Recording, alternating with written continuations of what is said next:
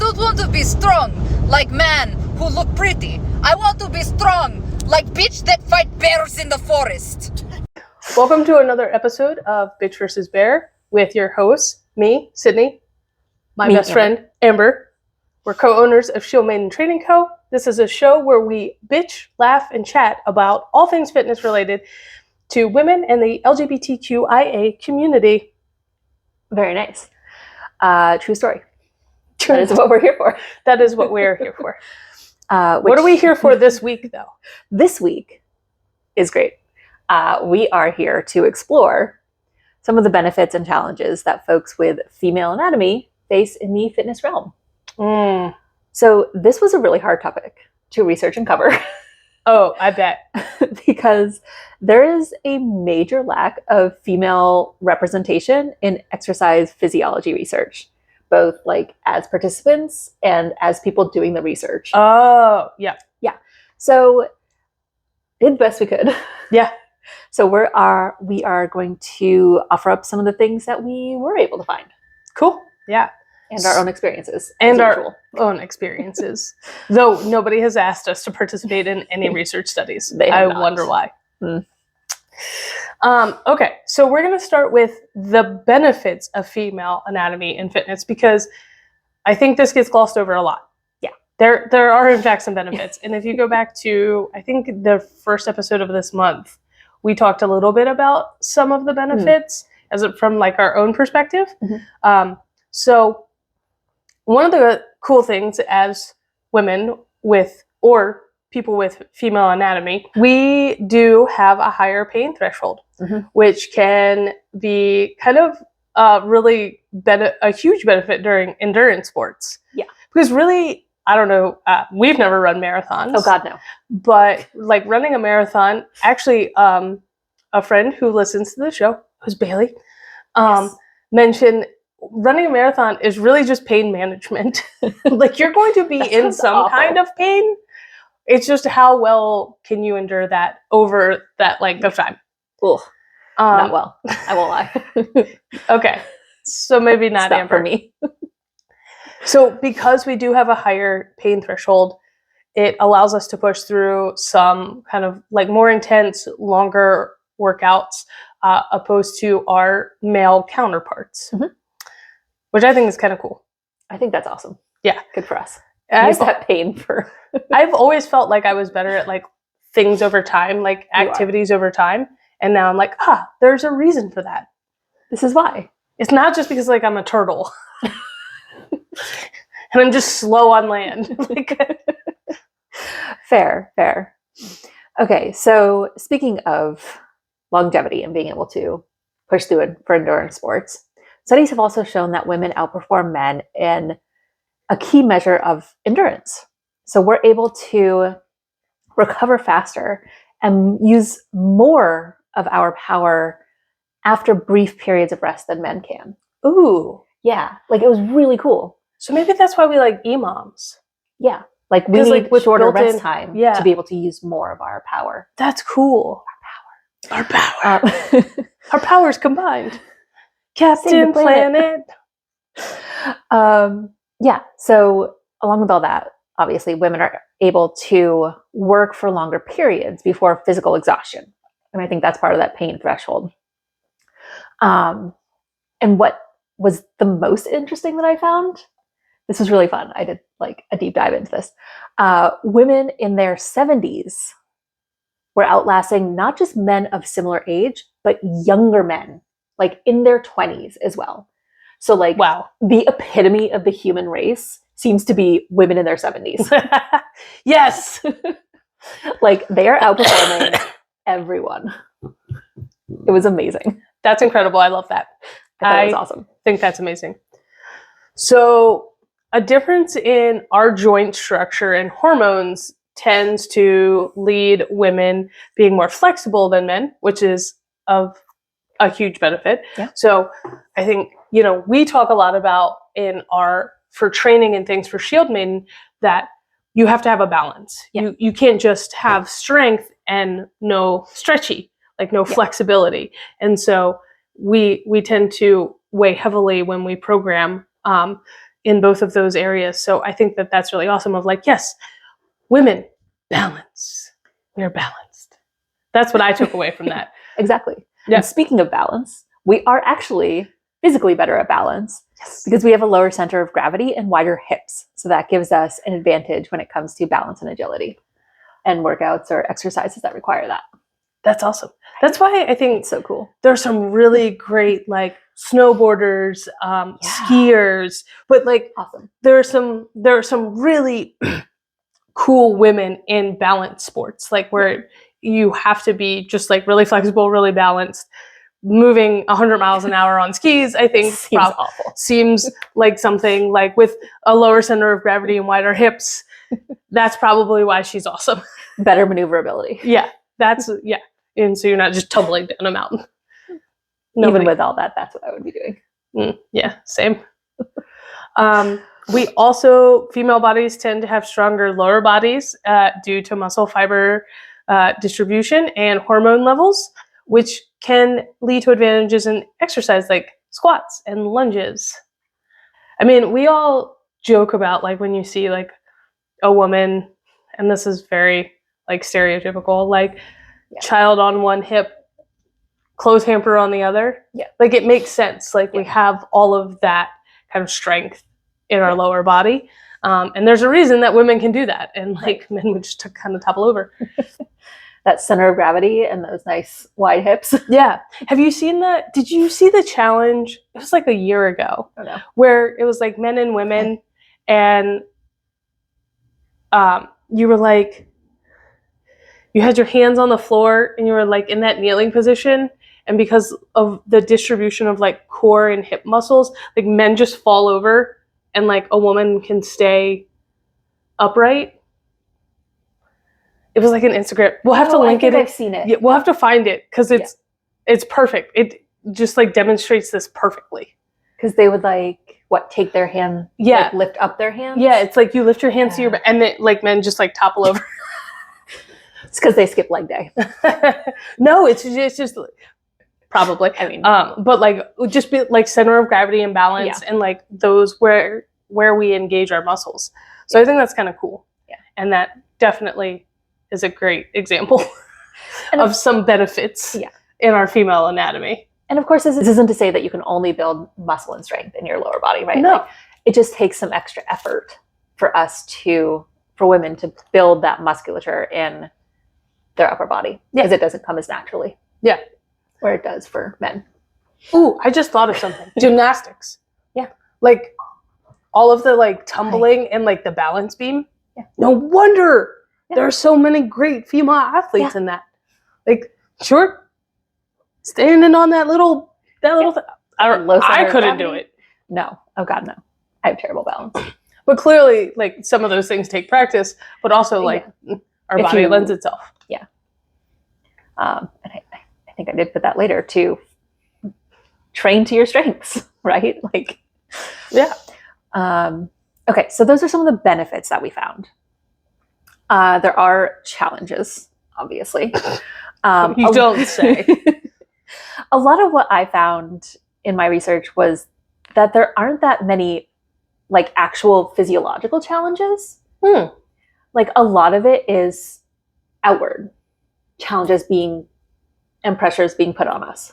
Okay, that makes sense. Yeah. So like feeling that pressure, and then that's what keeps kind of like you, for lack of a better word, down. Yeah. I found it really interesting. So like we have all these physiological advantages, but then our challenges are not physiological. Like our bodies can handle a lot. Mm-hmm. Women's bodies can handle a lot of trauma. You don't say. Imagine that. It's like we were built for it. So one of the things that I found that I feel very deeply is clothing. And I know this seems silly, but a lot of clothing made for female bodies is made for aesthetics over actual performance. Oh, 100%. Like it's as a female athlete my entire life, who also doesn't identify and doesn't like to wear the traditional like female clothing for exercise because I'm like, it's too restrictive. Yeah. Like I can't do anything in any of it. It's and I like the traditionally female athletic clothing. I like the way it looks. I like the colors. You do work out for the clothing. I do work out for the clothing. That's why I start new hobbies. So it's not comfortable. It needs constant adjusting, or it's not designed well for what it's supposed to be worn for. Yes. So like that, it may seem silly, but like it's silly, but that's a barrier to like us being actually able to perform. 100%. Okay, I know for me, one of the reasons I don't wear leggings very often is because when doing most of my exercises, especially now, a lot of what I do is lower body, squatting, lunging. They roll down, and it's annoying. Yeah. Like, put a drawstring in it so I can tighten it. Yeah. Like, one of my favorite brands in the entire world is Vicaya by Maddie Rogers, because all she did was put a drawstring. She put a drawstring, and she made it unisex and made more she's just like the approach, and I'm like, yes, duh, that's all I need. Yeah. Thank you. But like 90% of leggings, they're like, oh, it's contour top. I'm like, great, it's still gonna fall down. Like no matter what I do. It's so hard. And I like to wear shorts. Same. When we're working out.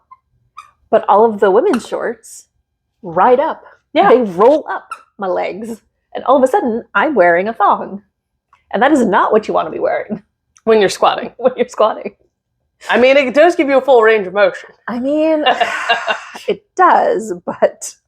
Well, I feel the same way. Like, I can't wear women's cut shorts when I'm running. God, no. I have big thighs. I got big legs. I have, tree trunks. The chub rub is insane. It is. And there's not you could use sticks and sticks of Body Glide, and it's still not going to matter. It doesn't matter at all. I have that, like when I was doing CrossFit, I would have to look up the workout to make sure there wasn't running or like walking. As long as I could stay in one spot and work out, my shorts were fine. Yeah. If there's running, I have to wear leggings, or I did find some men's shorts that were comfortable and chubbies. Do you love stayed chubbies? Put for the most part. But like they're not flattering on a female body. No, because it's not designed for a female body, right? Which is like fine. Like I'm not going to the gym to like be flattering. Obviously, I do not look flattering at the gym, but like still. Yeah. Okay. So challenges, clothing. Clothing. We definitely we could go on about this forever. And if you have a brand of clothing that you really like and you want to share with us, please do. Please do. Always looking for suggestions. Always looking for suggestions on clothing. Yeah. Okay. So another challenge that we face, hormones. This one is physiological. Yes. We talked a little bit about this in our menstrual cycle episode. Hormones fluctuate throughout a menstrual cycle, which can lead to inconsistent fitness routines, which makes progress hard to achieve, especially if you don't know where you are in the cycle. So that's why it's really important to go back and listen to that episode, and why tracking can be really important, because depending on what your goals are, it can really make an impact, especially if you're like working or exercising to achieve a physical appearance. Like if you're a bodybuilder, like if you're in that realm, you have to work around your hormones. Yeah. For those of us who are working and training for just general health and wellness benefits, it's probably not going to be that big of a deal. But if you're somebody who needs to see physical results, like with your own eyes, not just numbers, because like some of us can be numbers like, some of us can be like, oh, well, I know that my squat went up 25 pounds. Like, that makes me feel great. But some people need to be like, I went down 2 pant sizes. Yeah. And that's fair. That's fair. Like, everyone has different goals. Yeah, everybody has different goals. So it's really important to understand what your goals are and what you're trying to achieve, and how the menstrual cycle and all of those challenges and hormones play into that. Exactly.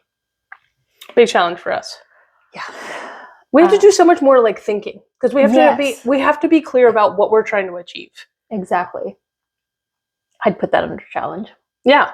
Because like men can be like, all right, I'm going to the gym, and they might not be clear on their goals, but they'll see progress and have everything kind of line up because some of these other challenges they don't have to face. But hormones is a huge one for us. Mm-hmm.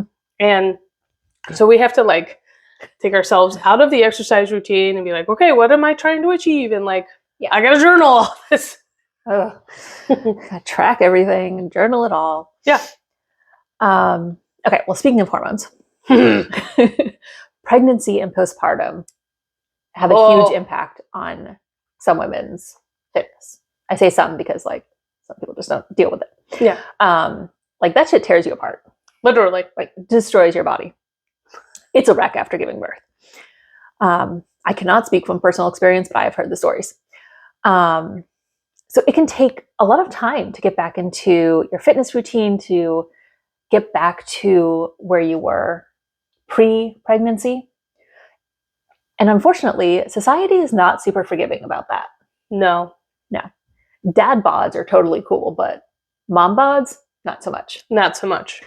So there can be a lot of pressure on people who have given birth to quickly return to their pre-birth or smaller size and fitness level. Yeah. Which is just so unfair. Yeah. Even though you're doing so much, right? Like get postpartum,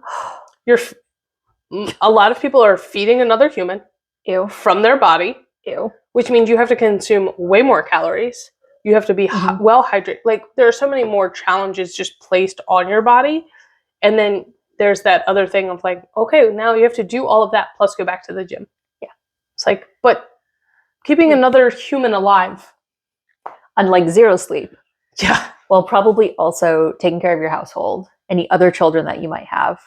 There's no maternity leave, so you're going back to work right away. Like, it's a whole thing. A lot of challenges. Like, oodles of respect to mothers because, like, that shit sucks. Yep. Yeah. So there's also this one, which I think people in the community especially will feel, and that's safety concerns. So women and LGBTQIA plus folks are more likely to feel unsafe in fitness spaces, both in the gym and outdoors. There's always kind of a concern about being excluded, harassed, or even assaulted.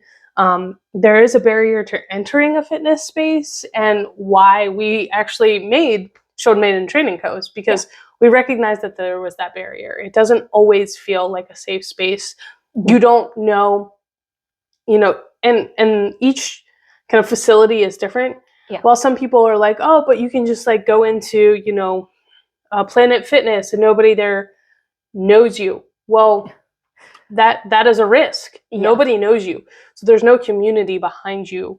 And that can be really scary. And then, you might go into a small, more boutique-y style, like a CrossFit or a Orange Theory, and they might have more of a sense of community, but now you're entering a community you're unfamiliar with. Yeah, that you're not a part of. That you're not a part of.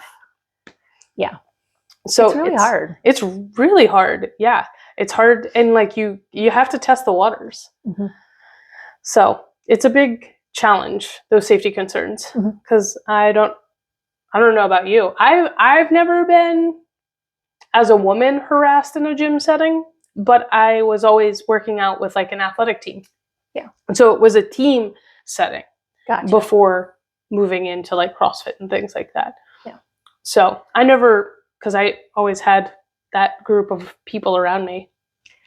I've never been harassed at the gym as a woman, but that's because I never went to the gym. Like it was not a place I felt comfortable in, so I just didn't do it. Until you dragged me into our gym in Maine, and then I went with people that I already knew, who had already been there, who knew that it was a safe space. That's true. So like, shout out to CJ Strength. So like, it's a great place. So like, there was already that knowledge that it was going to be a safe place for me to go. Yeah. So that's the only reason I got into fitness, which is wild. Wild. Never leave home without your lesbians. Okay, so the last thing, definitely not the last thing, but the last thing on our list today is kind of things that we've already touched on a little bit, those cultural expectations and societal norms that are placed on women.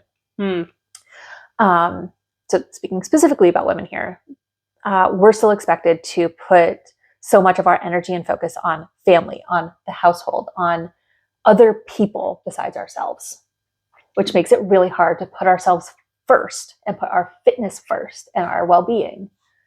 I can, that's little anecdotally, because you're dealing with this right now. well, A little bit. A little bit. Like, we've had a lot of family things happen over the last year and a half, and it can be really hard to like get to the gym when you know, like, so and so has a doctor's appointment, or this person is having to take care of their ailing parent, or those kinds of things, and it makes it really hard because you want to pick up some of the slack. But Shelby has done a really good job of always teaching me and reinforcing, because I want to help so much. It's just like my loyalty. I'm just like, okay, like, I know I can take on a lot of burden. Yeah. And so those wide hips. It's those wide hips. I got a low center of gravity and wide hips. So she always uses the airplane reference. Like, you have to put your oxygen on first before you can put it on somebody else. Like, if you're not taking care of yourself, you can't give. And so that has always really helped me, especially over the last probably like 3 or 4 years. Be like, no, I get this 1 hour to me. And this is something that, despite the fact that I look like I'm dying, I actually really enjoy. And I might be cursing while I'm doing it, but I really enjoy it. And I think that has been a big help. But I know friends. I mean, one of my best friends, she's raising 2 kids. She's a teacher. Like, just getting out and going for a walk can be like the biggest undertaking. Like, just trying to get out the door. You got toddlers, like, clinging to those hips. Yeah, clinging to the hips. They want snack. You just got home from spending all day away from them. You're teaching, and all you want to do is like sit down on the couch, and take a load off. Feel that. How I can't imagine trying to like juggle that aspect. Yeah, like, as a single person who only has my dog to take care of, like, even I struggle to like, after a big day at work, like, I've mentally put everything into big projects at work. Especially recently, we've had some big things going on, and at the end of the day, I'm like, I just want to sit and zone out and like not have to do anything.